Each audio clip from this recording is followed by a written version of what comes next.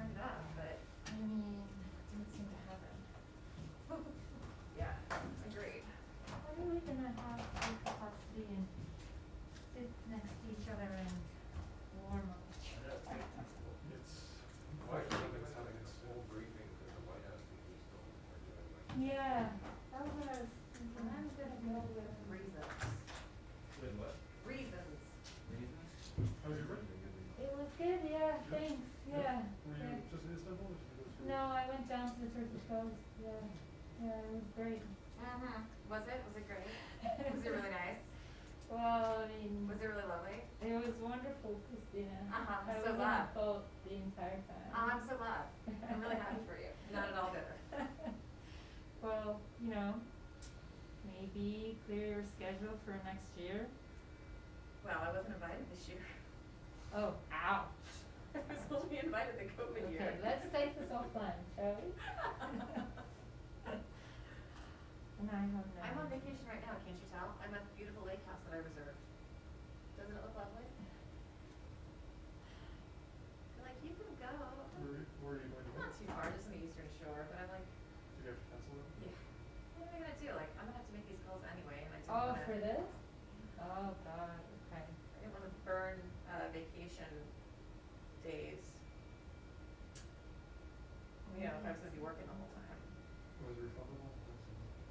Yeah, it was a friend's house, so it was easy to do, which is one of the reasons I did it.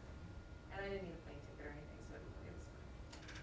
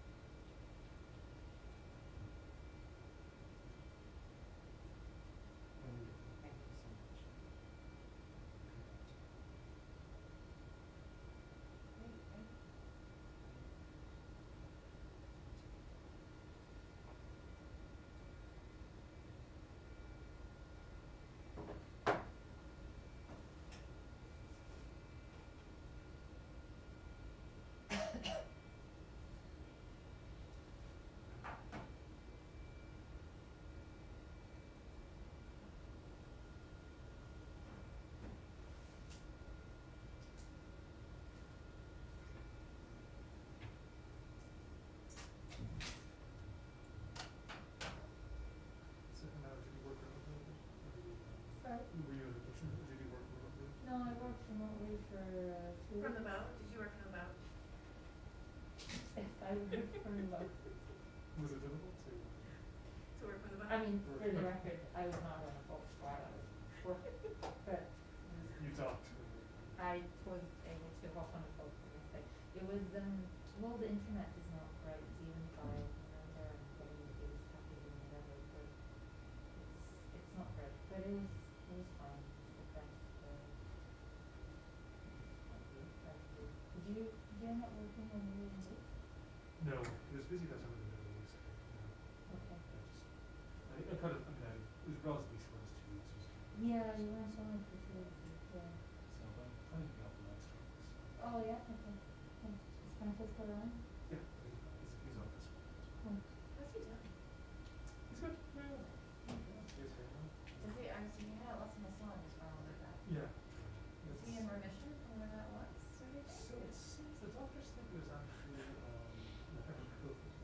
Right, but it was like triggered by stress. Yeah. They said it needed to, Um, it's not an immune thing. The last that he heard was that it was maybe like his immune system working. Right. So basically, I mean, medical doctor. He's feeling better. Awesome. He never felt that. Except he was sad about his hair. I would have been too. Yeah, I was thinking. He had very nice hair. See, people are no fun about hair. I was thinking of enough bad either. Right. Hey, I was thinking about you. How are you? I knew you were on Mine too, vacation, and Yeah. then I heard about the fires. Yeah, it was I know you were terrible. going to the beach. Well, Did you yeah. get trapped? No, I didn't, but it was really very difficult to watch all that. That's Yeah. really a beautiful part of Turkey. I'm sure. And they're just like, I mean, wildfires are everywhere, but, you know, it was really avoidable. Mm-hmm. They're just so incompetent. They're so corrupt. You were on vacation? You know, they, Yes. and it's just like, it's so avoidable, it just Mhm. makes you so desperate and so angry. Yes. More than anything, it was that. Mm-hmm. And yeah, I vacationed there last August. It was just so heavenly, and Yeah. most of it is gone I now. remember you talking about, Yeah. going there. Yeah. Oh, How's so your summer been so far? Just here. Yeah? Just traveling with my buddy Tony. Were you on the India trip?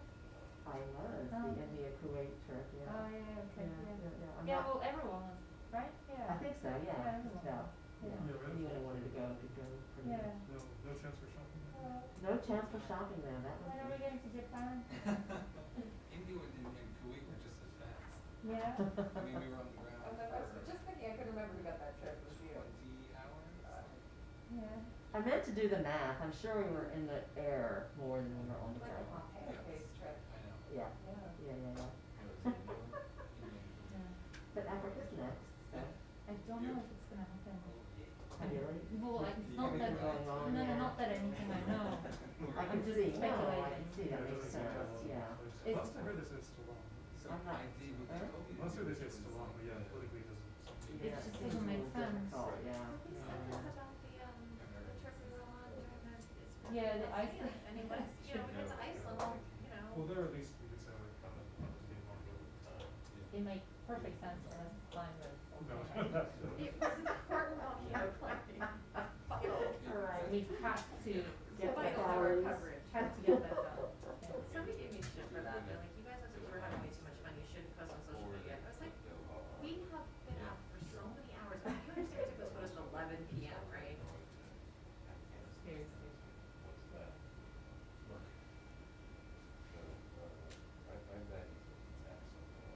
Oh, come on, mate.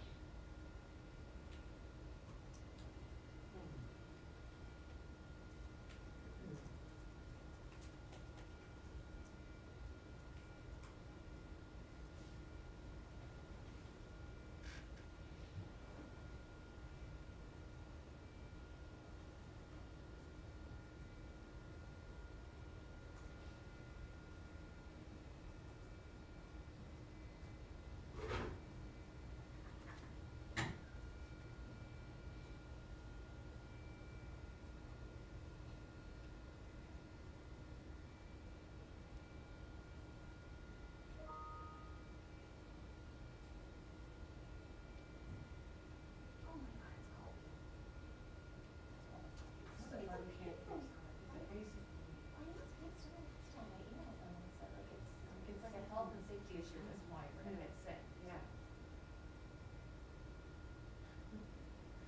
Can we raise it again?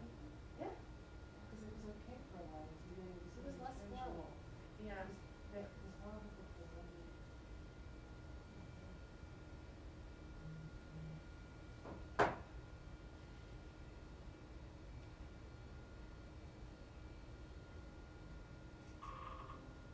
I think it seems like a, Statesboro Correspondence Association issue. But he, yeah. I asked them last week, it's your turn, you asked them? Yeah, that's gonna be fine, yeah. Alright. It seems to be pretty on that side. It's a simple thing, turning off the system. We're just like, let's put the thermometer, it's not even fucking Is self. there a thermostat in the room? I don't know, that's what I was wondering. Yeah, we can, I don't think so. No, but sometimes when I look in the book, I'm just not as Oh, really? Maybe it's because we have like a little office, I've never noticed as much in there. yeah.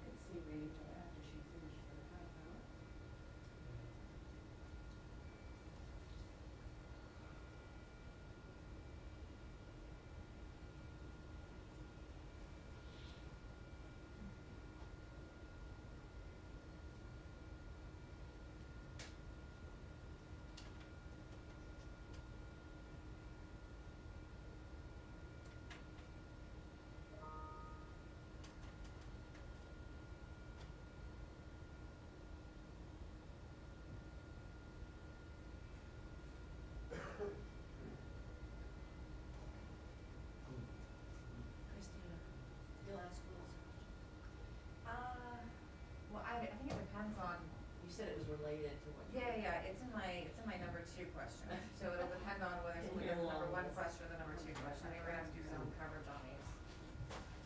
Okay, we'll play it by So ear. if it doesn't come up, yeah. So, excuse me, can I ask, is it okay to walk out during the press conference? As in, so I do have a deadline now, so I can do it. Not protest, no protest, but as in, yeah, okay, cool. I don't want to sort of raise eyebrows. Yeah, all right, fair enough. Sometimes there's good Shout meetings. as you Yeah, walk out. exactly, yeah, that's fine. Just, try not to pull a me and like trip over the chair. And Well, that's shit, inevitable, that's yeah, that's yeah, kind of my otherwise thing. it's So especially. you take that away from me, I really want to. You can come back in after this representation. Okay, yeah, go ahead. Matt, was there a 2-minute warning? There was. Oh, nice to hear. There was. I wasn't gonna come in here and sit in this ice box. Well, that was a smart move, not maybe, that was a smart. Freezing. It's horrible. I need to go over there. And you need to screen it yourself. I can't go without a shot list. And I understand that Biden's okay. So it's real weird, so I need to go. Yeah. Hey. Good looking town. Very nice. Correct, that's what I'm talking about, exactly. I need down there to look at it.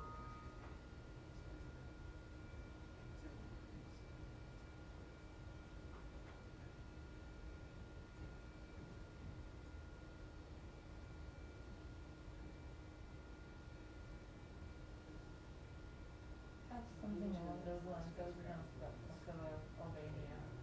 I tried to bundle them up together. Was Alexa working on this a lot ago? I have zero. I'm gonna get an answer.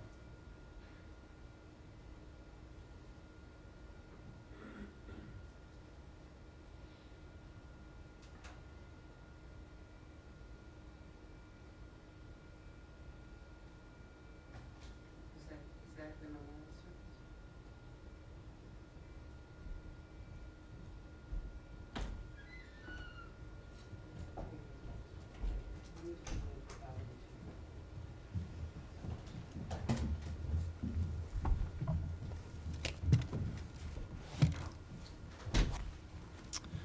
Good afternoon. Apologies for the delay. I know that was a long 2 minutes.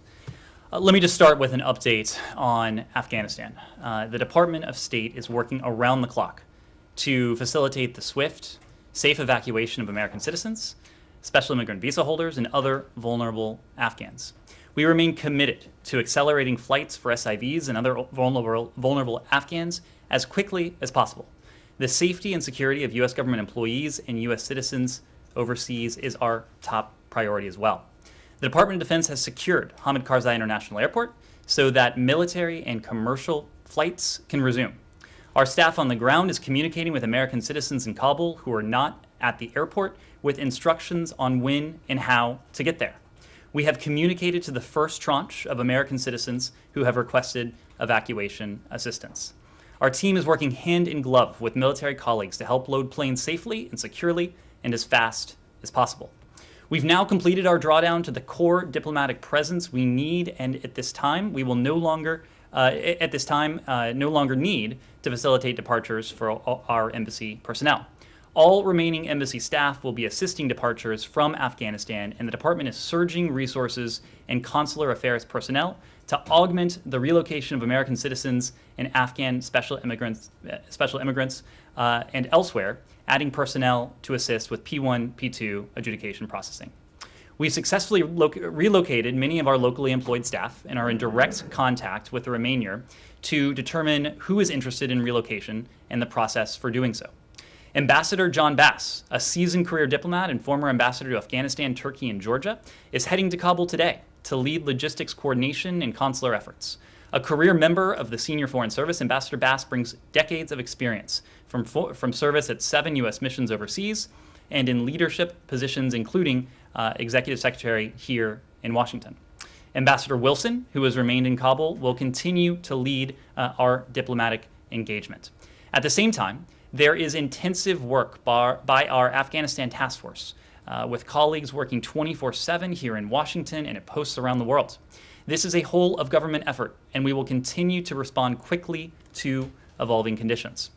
Secretary Blinken has been in constant contact with his foreign counterparts. Just today, he spoke with Qatari Deputy Prime Minister and Minister of Foreign Affairs, Mohammed Abdulrahman Al Thani, and Kuwaiti Foreign Minister Sheikh Ahmed Nasser Al Mohammed Al Sabah, thanking them for assistance in facilitating the transit of U.S. citizens and Embassy Kabul personnel through Doha and Kuwait City. He has also continued to be in close and regular contact with the President and the broader national security and foreign policy team. So with that, happy to take your questions. Just extremely briefly on Ambassador Bass. What exactly, he's going to oversee the evacuation? So this is, in addition to every...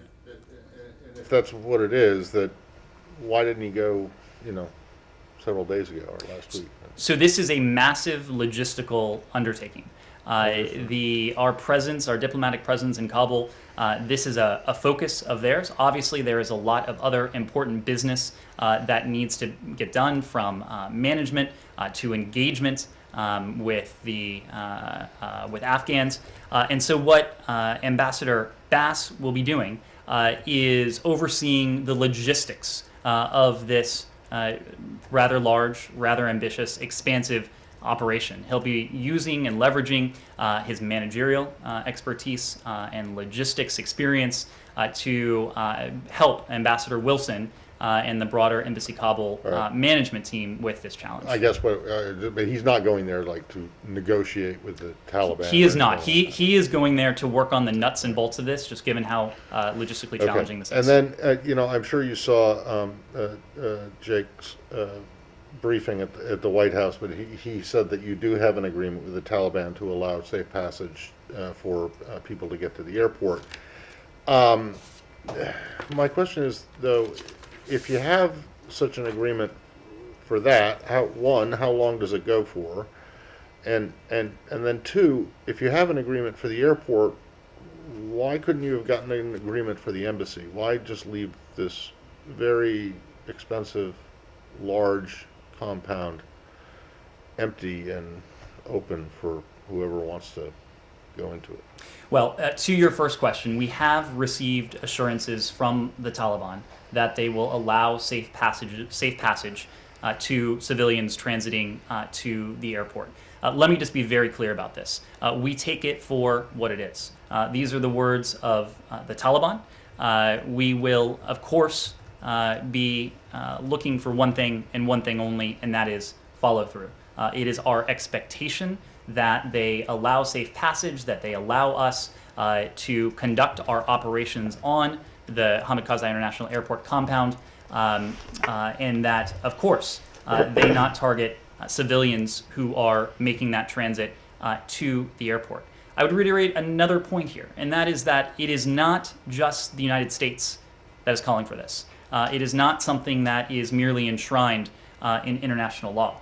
Yesterday, I spoke about a joint statement that the United States put together with 98 signatories over the course of the past day. The signatories have grown. There are now over 100 countries, countries from Albania to Zambia, who have signed on to this statement, calling on all parties to respect and facilitate the safe and orderly departure of foreign nationals and Afghans who wish to leave the country. Part and parcel of that is safe passage to the HKIA compound. There are embassies that are not evacuating, that have not left. The Chinese and the Russians are still there. They're going about day-to-day business. So this is a sovereign decision that every country will have to come to. When it comes to the United States, you have heard us say before that this president has no higher priority. Secretary Blinken has no higher priority than the safety and security of Americans who are serving overseas.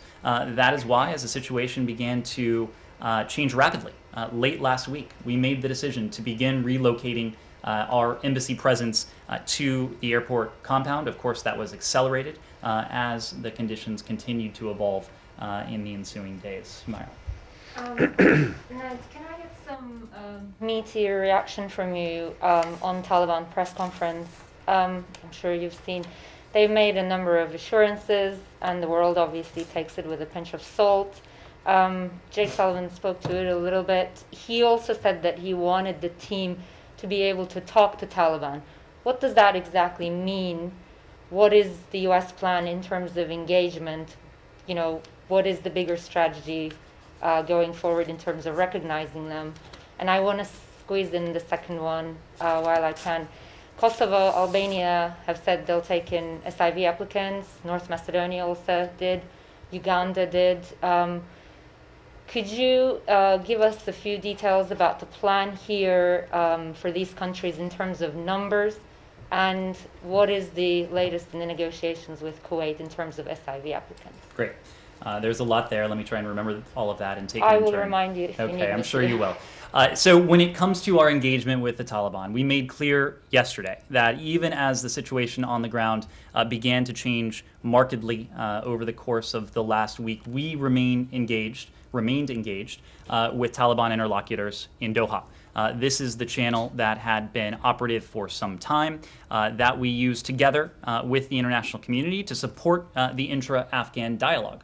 Of course, through our support for the intra-Afghan dialogue, we took part in separate discussions on a regular basis. Every time the special representative for Afghan reconciliation was in Doha, he would meet separately with representatives of the Islamic Republic, that is to say, the government of Afghanistan, and Taliban representatives.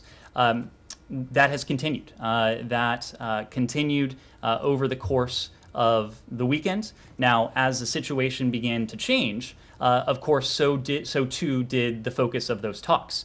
It became less narrowly focused on achieving a political outcome and supporting that, and it became much more focused on the safety, security of our people on the ground, of civilians on the ground, everything that we could be in a position to do to limit any violence, to limit any bloodshed in Kabul. So that is the channel in Doha. We have also said that there has been engagement with the Taliban on the ground in Kabul. This is a military-led channel. It is a channel that is tactical, that again is focused rather squarely on issues like safe passage for civilians. That is what we are working on concertedly right now. It is manifestly in our interest to have these open channels of dialogue with the Taliban. Again, as you heard from the National Security Advisor, we have received assurances, but what matters, the only thing that matters to us, are actions and not necessarily just words. We're going to be looking through we're going to be looking for the follow-through. We'll be looking for the deeds. I mentioned in the context of safe passage, a statement that the United States galvanized and released about 48 hours ago, a little less than that, regarding safe passage for civilians in Kabul. There's another notable document that I called your attention to yesterday, but is still rather noteworthy in this regard, and that's the statement that emanated from the UN Security Council. The unanimous statement of the UN Security Council calling for the immediate cessation of all hostilities and the establishment, through inclusive negotiations, of a new government, and a new government that enshrines, that protects, that upholds the basic rights of all Afghans. So this is something we continue to support, a political resolution to what we are seeing unfold. Perhaps even more importantly, this is something the international community continues to support in very tangible ways, including by speaking unanimously as the Security Council, which, as you know, is often not an easy feat. These are some of our... This was all yesterday. That's right. What about the press conference today? Which element of it? Well, I mean, what is your reaction to it? You've heard them give a number of assurances. How are you going to form your strategy? Are you thinking about recognizing them? All of this is like, I get it, but you've said very similar things, almost identical yesterday. again, any future relationship between the Taliban and the United States, or the Taliban and much of the international community for that matter, which is what we saw reflected by the UN Security Council, is going to be predicated on deeds. Words matter, words are important, words can be reassuring, words can signal, but what we are going to be looking for are deeds. We want to see the follow through.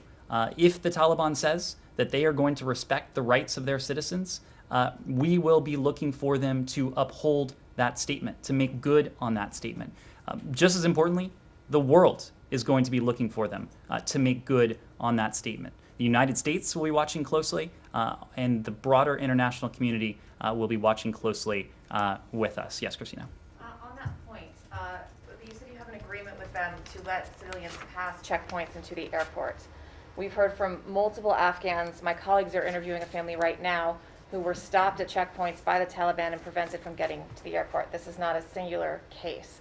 Furthermore, President Biden yesterday said some of the Afghans who qualified for SIV status chose not to leave. When Jen Psaki just spoke, she said there was a contingent that did not take advantage and depart. That's a different thing. And what we've heard from Afghans on the ground is they didn't depart because they couldn't get to the airport.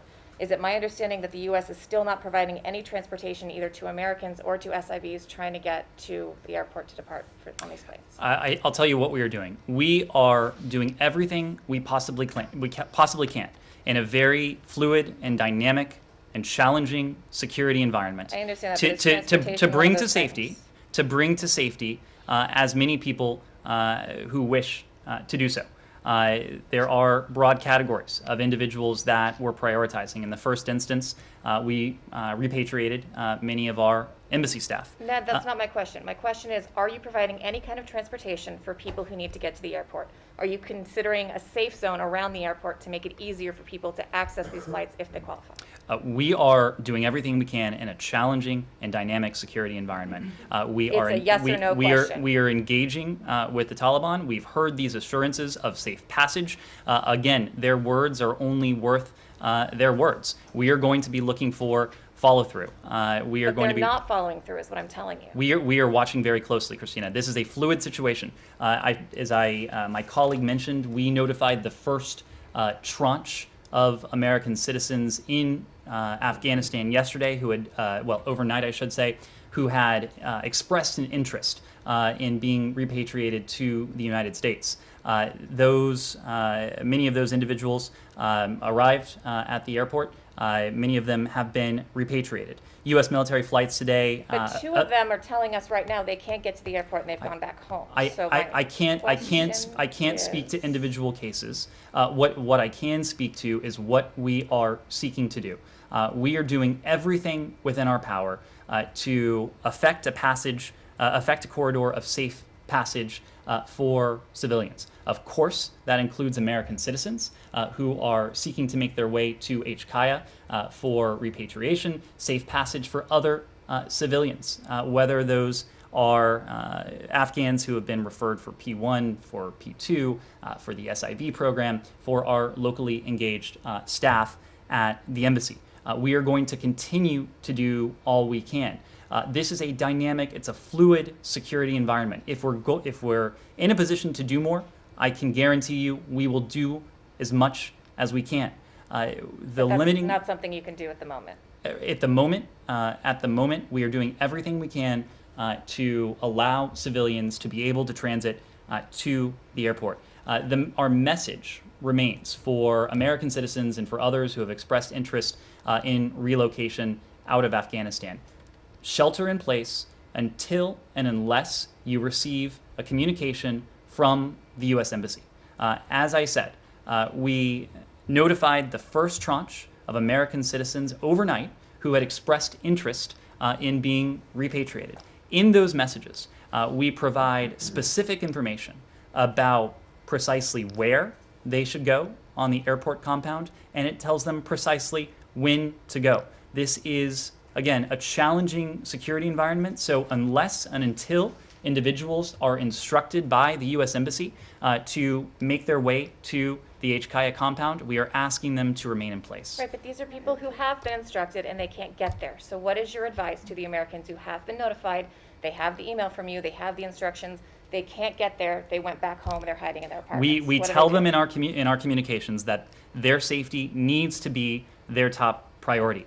If they feel that it is unsafe for them to make their way to the airport, they should not seek to do so. We will continue to do all we can and we will continue to be in touch with them, I should say, to provide clear guidance about when and how they should make their way to the airport compound. Andrea, Can you answer the SIV question before we move on? sorry, You what didn't was address the. what was the SIV question? You guys are having all of these talks with Kosovo, Albania, and what is the latest with Kuwait? Secretary had a phone call with Kuwaiti Foreign Minister. So the secretary did have phone calls today, plural, with Kuwaiti, with his Kuwaiti and Qatari counterparts. He took advantage of those calls to thank them for their willingness to allow safe transit of individuals who we are relocating from Afghanistan. We've received in recent days, even recent hours, we've heard very generous offers from a number of different countries. Some of those offers have been very public, as in the case you referenced, of course, our neighbors to the north, Canada, has demonstrated extraordinary generosity in opening their doors for individuals who wish to relocate from Afghanistan. We are in touch with a number of countries who may be interested in hosting or in some way facilitating the safe passage of individuals seeking to depart Afghanistan. We are also asking countries around the world to step up to demonstrate their goodwill, their generosity of spirit to these vulnerable Afghans that the United States, and I should say the Department of State, working hand in hand with the Department of Defense, is doing everything we can to relocate. Do you have Andrea, a number for Albania, Kosovo, Kuwait, or in total? I don't have a number to give you right now. Andrea. I'm going to ask a couple of questions now. First of all, what confidence do you have in the Taliban statement that women would be invited into the government and can have certain freedoms but under Sharia law? Well, What does that mean to you? Well, I think what will matter is what that looks like. When and if we see it put into practice. Throughout this process, whether it was in Doha, whether it is now on the ground in Kabul, whether it is us parsing the Taliban's public statements, we have never taken them squarely at their word. We have listened to what they have had to say. We have assessed what they are saying publicly and privately, arraying that against everything else we know and have heard and have learned. But throughout this process, we have never taken them squarely at their word. Doesn't that, by definition, just by their words, consign women to a different category than other workers in the government or others that they are talking about? Andrea, we've heard quite a bit from Taliban officials over the past hours and even several days. We are taking stock of everything that they have said. Most importantly, we are going to be looking for how they comport themselves, at the way they treat their people, at how they fulfill the solemn obligation they have to respect the basic and fundamental rights of all of their people, including half of their citizens, the women and girls of Afghanistan. But I will say, it is not just the United States that is watching closely. What is even more important here is that the international community is doing that. You saw that expressed in no uncertain terms by the UN Security Council, and you have seen any number of countries come forward to say that they may be able to work with the Taliban if they guarantee these fundamental and basic rights of their citizens. Conversely, and this is important, any government that denies those rights, that ignores the freedoms, the liberties, and the basic rights that every person on earth should enjoy, a government that harbors terrorists, a government that takes hostages, that is not certainly an entity that the United States could work with. And we've heard countries around the world say something very similar. Well, let me parse that, because you're talking about the Security Council. A member of the Security Council, China, is moving towards recognition of the Taliban already, Well, look, without any guarantees of human rights or any other guarantees. it just so happens that China, the People's Republic of China, is a permanent member of the UN Security Council.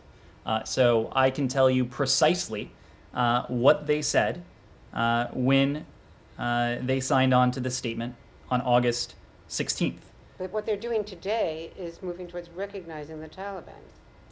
I am going to have to defer to officials in Beijing to speak to what they're doing. I can tell you precisely what they signed on to, precisely But what does that tell you about their intent? I'm not here to divine the intent of the PRC government. I am here to point out precisely what they have signed their name onto. The PRC government signed off on. We've seen the resolution. Well, and it's an important.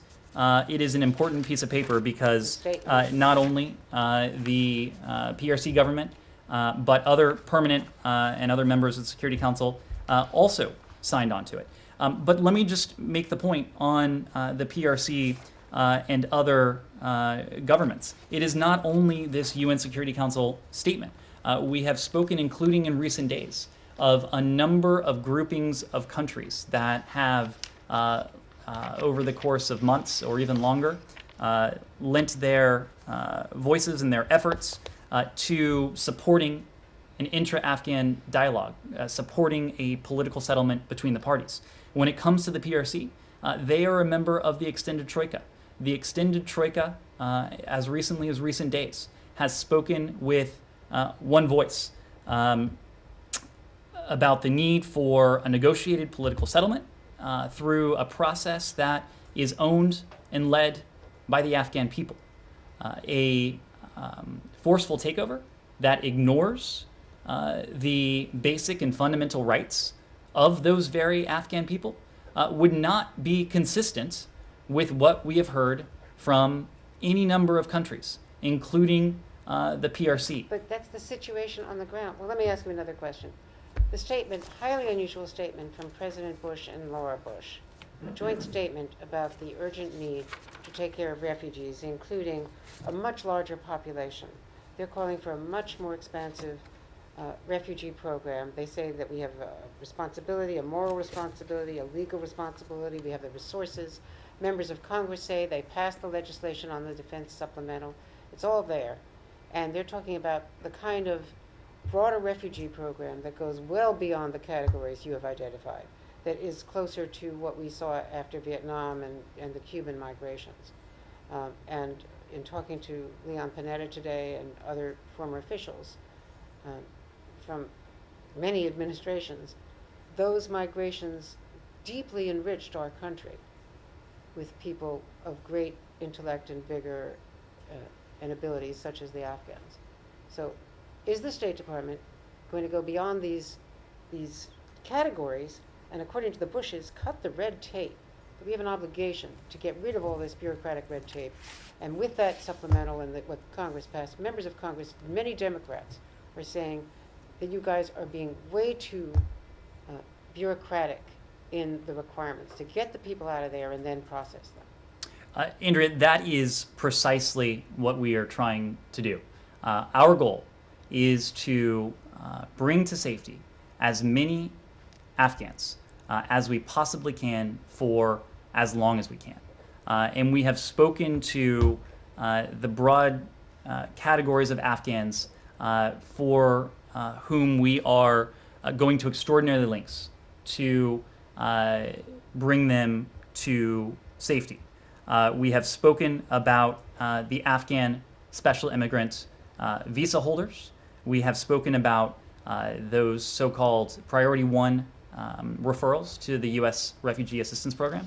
The new category for Afghans, these are Afghans who have helped the American people over the years, who have worked closely with U.S. organizations, But what about NGOs. this larger program, Ned, and how do they get to Kabul? In How do NGOs, these people ever get to Kabul, no less the airport? in NGOs and media organizations as well. This was a broad and new category that we announced to resettle an even larger universe. But we are also working to do all we can for a category of Afghans we're calling Afghans at risk. And Afghans at risk refers to women, it refers to girls, to human rights defenders, journalists, other civil society actors who might not otherwise qualify for the SIV program, for the P1 referral, or for the so-called Priority 2 referral. So again, we are going to extraordinary lengths. We are gratified to have a partner in Congress that over the course of several weeks now, we have worked with, especially in the context of the SIV program, to cut some of that red tape. As you know, the SIV program, it is defined by statute.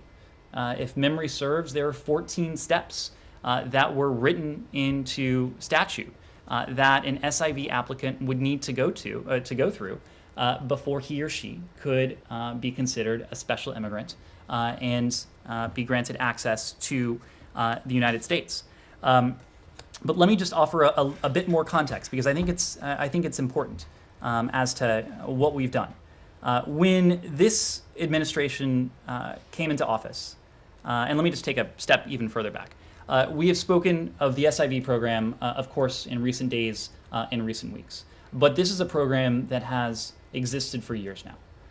The United States government, over the course of those many years, has welcomed more than 76,000 Afghan special immigrants. That is to say, Afghans who, at great personal risk to themselves or to their families, have helped the United States government over the years.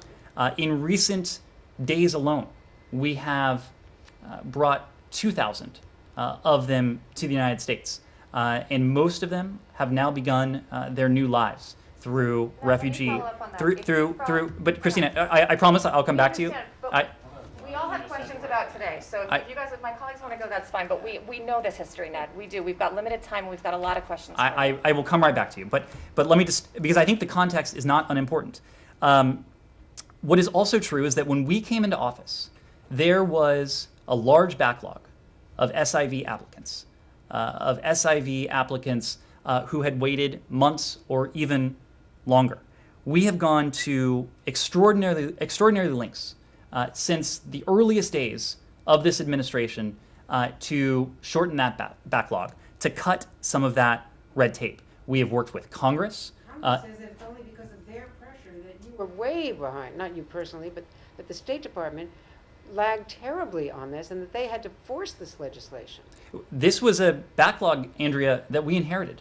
When we came into office in January 20th, there were thousands upon thousands of special immigrant applicants who were in this backlog. We have been gratified to find a partner in Congress. We have worked with Congress to cut some of this bureaucratic red tape. Again, it's a 14-step process. So on top of that, as the security situation began to change, of course, our embassy went on ordered departure on April 27th. Even with the ordered departure, we were able to surge additional resources to Kabul, consular officers specifically, to take on some of this backlog and to make progress. Just as we did that, we moved some of the functions that previously were being conducted in Kabul to the United States so that we could have even greater resources dedicated to that. With those steps, we were able to cut many, many months off the average wait time for SIV applicants. Our embassy in Kabul, I should say, did all of this under stressful and tense circumstances and amidst a COVID outbreak. COVID, of course, was a limiting factor in terms of how much not only the last administration was able to do against this backlog, but also for us, especially as COVID took a particularly severe turn at our embassy in Kabul.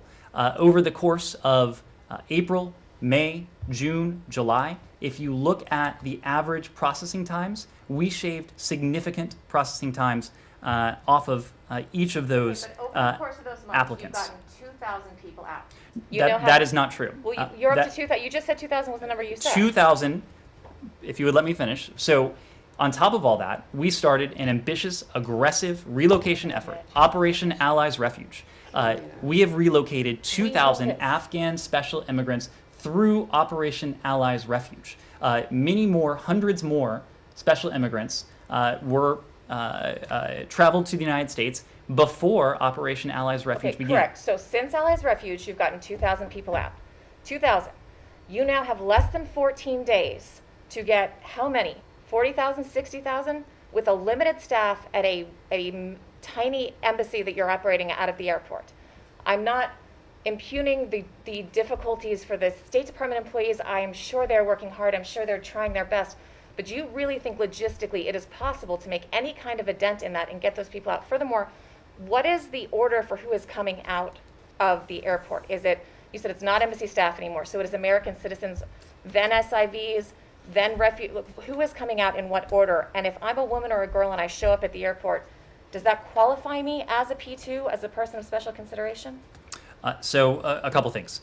We are going to do, and we are doing, as much as we can for as long as we can to relocate, to bring to safety, whether that is to the United States or elsewhere, vulnerable Afghans, whether they are SIV applicants, whether they have refugee status, whether they fall into other vulnerable categories. You've heard from DoD that the Department of Defense has been in a position to relocate tremendous lift capacity. So now that the airport is under the control of the Department of Defense, not only U.S. military aircraft have been able to land and take off, but also charter aircraft. It is also a goal of the United States and our international partners to see to it that the commercial flights are able to take off and land. This is something that we are working on very closely with our partners, with Afghans on the ground. The reinitiation of commercial operations would add tremendous capacity to those seeking to relocate from Afghanistan. In terms of prioritization, of course, our first priority, our first responsibility is always going to be to the American people. So we've spoken of our relocation, repatriation of our direct hire staff. That has now completed for the time being. I told you today that we have notified the first tranche of private American citizens who have expressed an interest in being repatriated to the United States.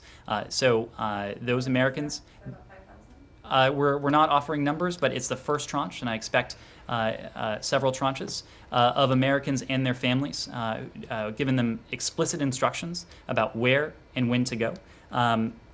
And we are going to do as much as we can for as long as we can for refugees or other vulnerable Afghans who may be interested in relocation. Nick? Just a couple ones, man. So the embassy staff that are still in Kabul, is it your expectation that they will remain in Kabul indefinitely? And would they potentially return to the U.S. Embassy, or would that constitute recognition of whatever government comes next? I mean, are you thinking that they will leave once all these priority groups have been taken care of?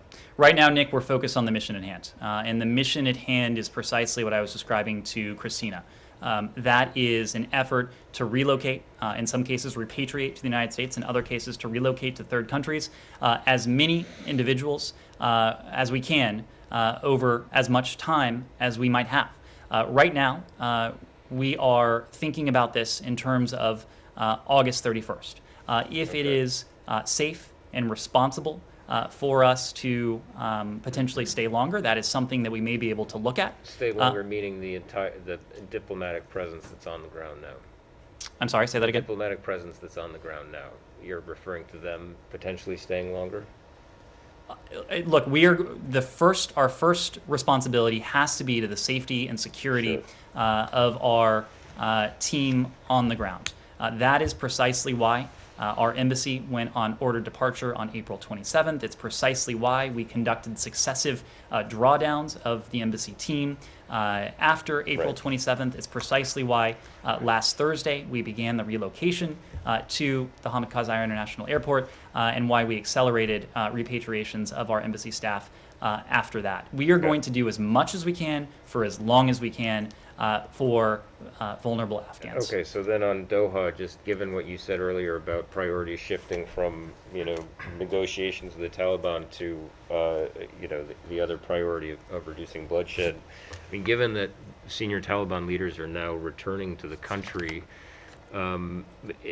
is it your expectation that Doha is essentially dead and it's time to shift those conversations to some other format? I mean, what more can be gained out of Doha if senior Taliban leadership are now back in the country and apparently or seemingly would have no incentive to negotiate power sharing when they basically control the entire country?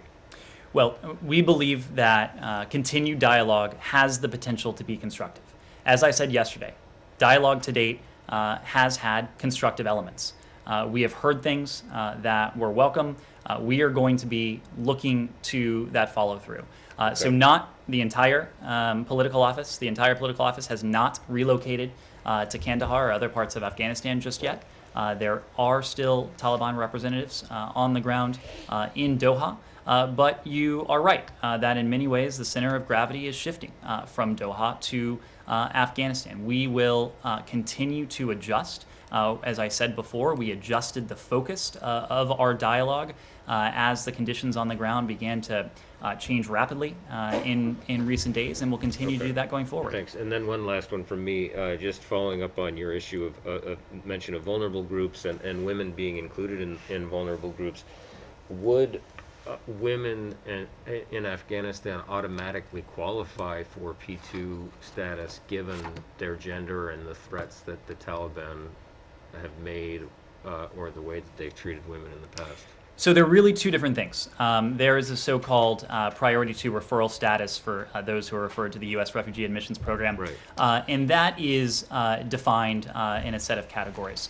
And to paraphrase, it's individuals who have worked for U.S.-based NGOs, individuals who have worked for U.S.-based media organizations. I should say on that score, I think as many of you know, we expanded the definition of employment to see to it that stringers and contractors and those working on assignment can also qualify for the P2 program. But then, Nick, there's a separate category of so-called vulnerable Afghans. These are Afghans who, because of the course of their work, their advocacy, their name recognition, what they have done over the years to stand up for the rights of their fellow Afghans who may be especially vulnerable. That's what we mean when we refer to what about their gender? Vulnerable I'm sorry? What about their gender? I mean, is that... Well, in many cases, they have stood up and been forceful advocates for their fellow Afghan women and girls. But what's the process for that? Do people need a referral of some kind at this point? And if you're committed to safely evacuating them, why have them still go through this sort of paperwork in order to get out of the country? So when it comes to referrals, there are we are and will be looking to relocate as many Afghans who may fall into the P1 and P2 categories as quickly as we can.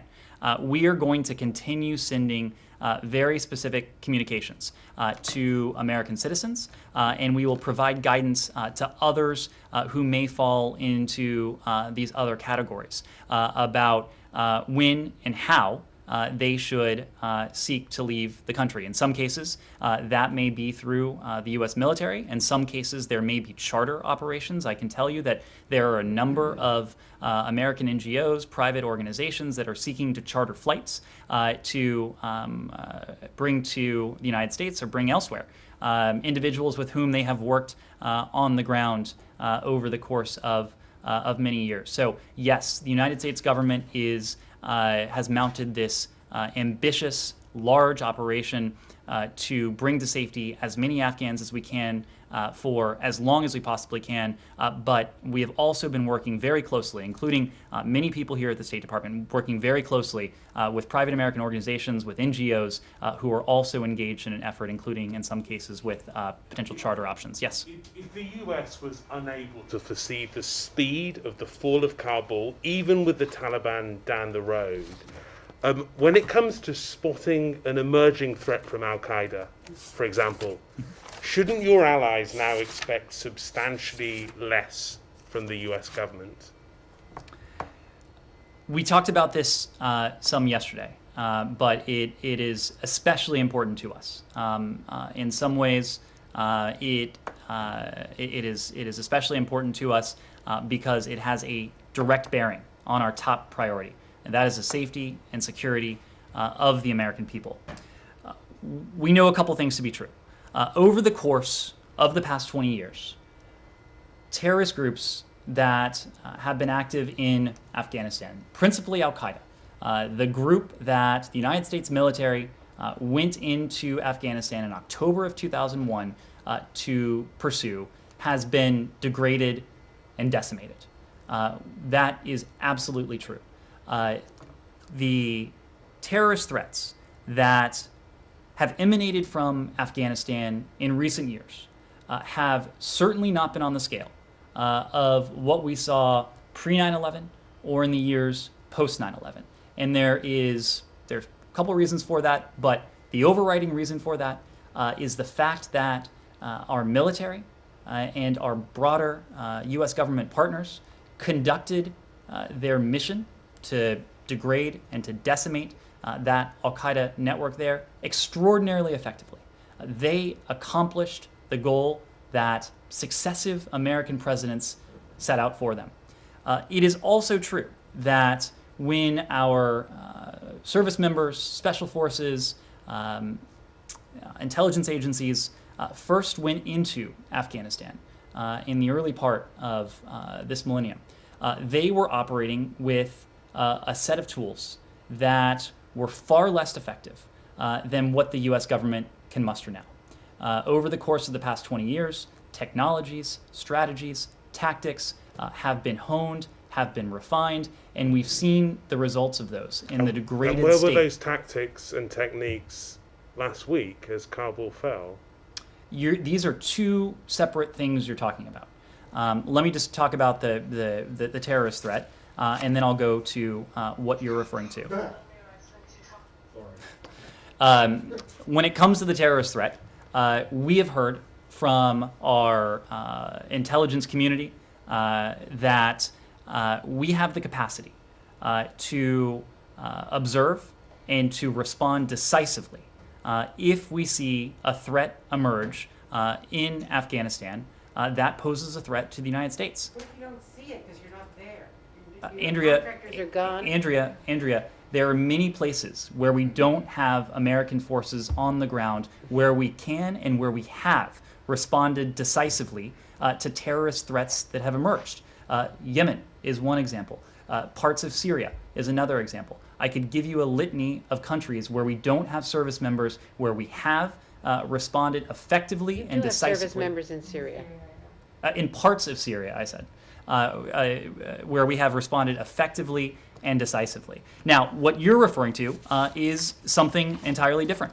What you are referring to is the fact that we were taken by surprise. It is undeniable that we were surprised at the pace by which the Taliban were able to pursue their territorial advances and the speed with which they encroached on Kabul.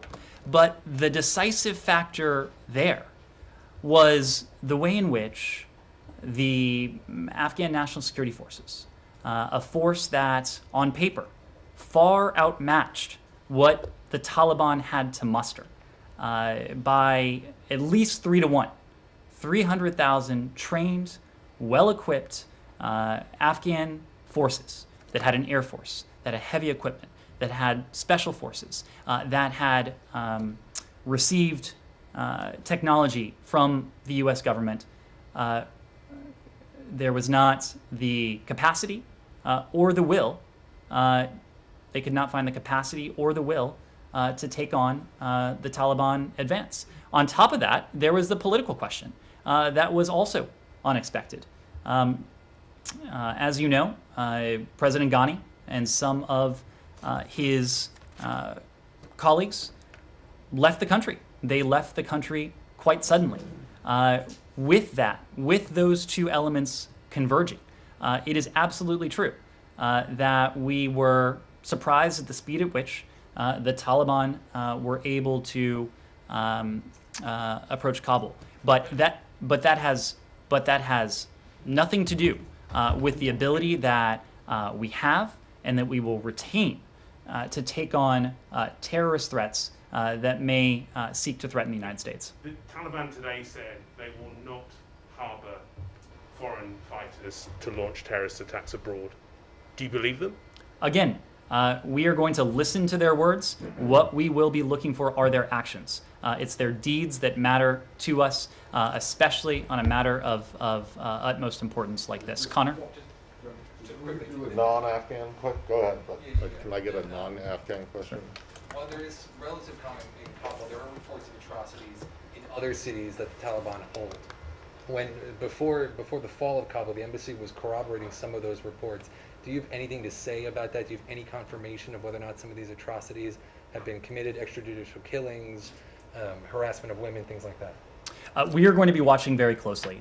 Right now, as we've said, this is a fluid situation. We, of course, had seen, and the world had seen, atrocities occur over the course of weeks and months as the Taliban's campaign progressed. Over the past 72 hours, the conditions on the ground have changed dramatically.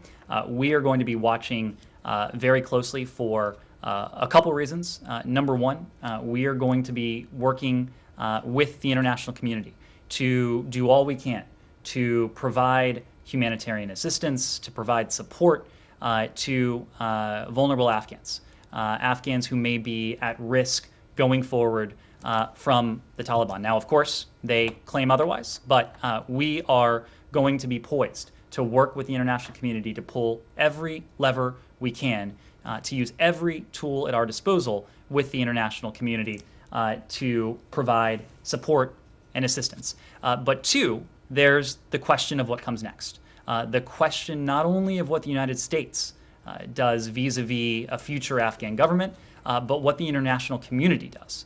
And so this is another reason why we're watching very closely. We have made very clear our expectations of any government with which we could be expected to work in Kabul.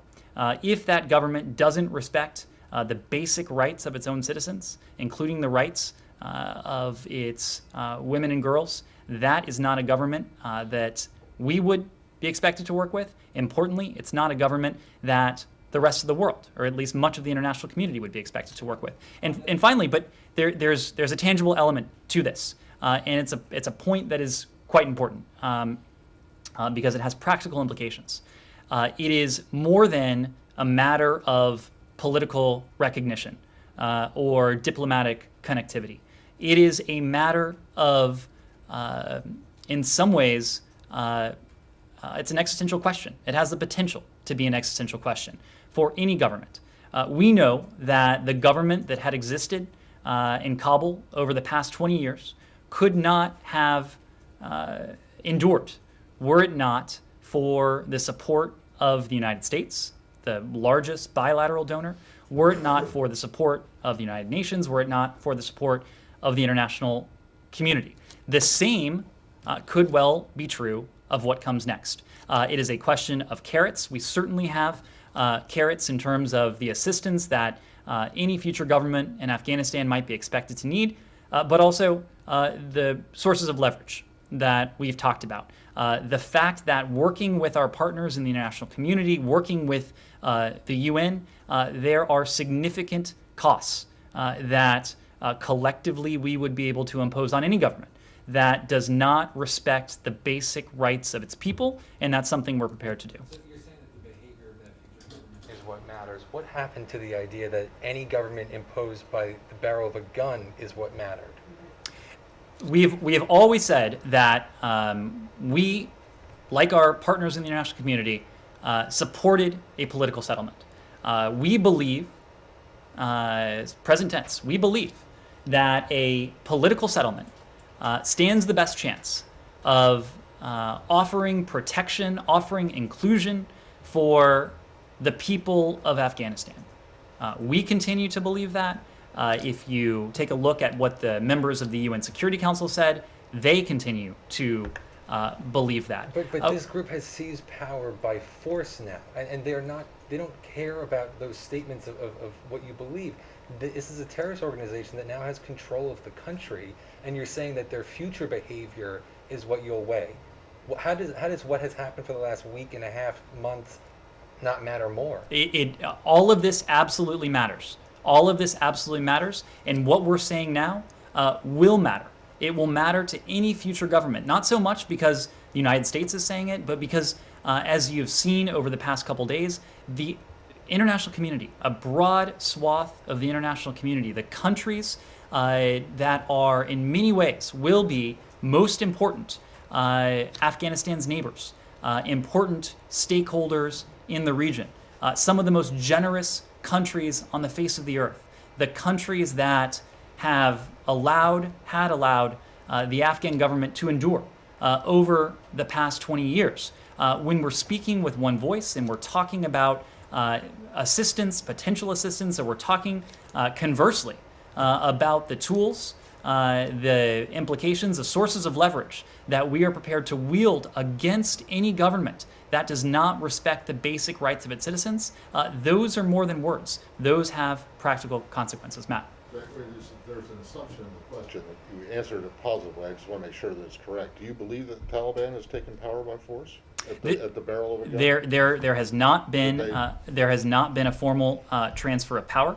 Of course, it's a fluid dynamic. There are ongoing discussions between Afghan leaders following. But the question was, you said you would never recognize or deal with a government that had seized power at the barrel of a gun. You're not prepared to make that statement yet that the Taliban has seized power at the barrel of a gun, right? We are taking stock of what has transpired. There continues to be dialogue between Afghans, between representatives of the Taliban and representatives of the Islamic Republic. You say that also that the center of gravity has shifted from Doha to Afghanistan. Right. Isn't it clear from what's happened over the past couple of months that the center of gravity was always in Afghanistan and never in Doha, and it was basically a waste of time? I'm not. Doha. Look, we are not prepared to say that. We're not prepared to say that because what happened in Doha has accomplished a great deal. Matt, when you sarcastic, I just want to know. I mean, do you think that anything that has been achieved in Doha since February 2020 is actually accomplished? The intra-Afghan dialogue, the discussions between the Afghans, in this case, the Taliban and the representatives of the Islamic Republic, those are ongoing. It matters very little whether that happens in Doha, whether that happens in Kandahar, whether that happens in Kabul. All along, our goal has not been to be prescriptive. Our goal has not been to forge a consensus, to create a consensus. Our goal has been to support that intra-Afghan dialogue, and it's an intra-Afghan dialogue that remains ongoing. Can I ask, did you get an answer to my question about Bahrain from the other week? And if you don't have it right there, I can get it later from you. But then secondly, the secretary you put out a statement semi-late last night about the secretary, it was a comment from the secretary about the legislation in Poland. Mm-hmm. And I'm just wondering if anything has changed since then, because the Israelis seem to have a stronger reaction than you did, at least on the restitution part. And I'm wondering and suggesting that the U.S. and Israel, that they and the U.S. would be taking some kind of joint action. So is there anything new on that since the statement from last night? Well, you're right. We did issue quite a strong statement from Secretary Blinken. What he made clear is that we are deeply disappointed by amendments to the Code of Administrative Procedure that restrict compensation for property wrongfully confiscated during Poland's communist era. We have said all along that Poland is an important NATO ally. The alliance we have with Poland, the alliance we share with Poland and our other NATO allies, is based on, among other things, mutual commitments to democratic values and to prosperity. And so with that in mind, the Secretary and the broader department, we have urged the government of Poland to demonstrate its commitment to these very shared principles, and to make good on that, indeed. Thank you all very much. Thank you. Can you, if you do have something on Bahrain, can someone get it to me? Yep. Hey, on the people going to the airport, Yeah. I don't want to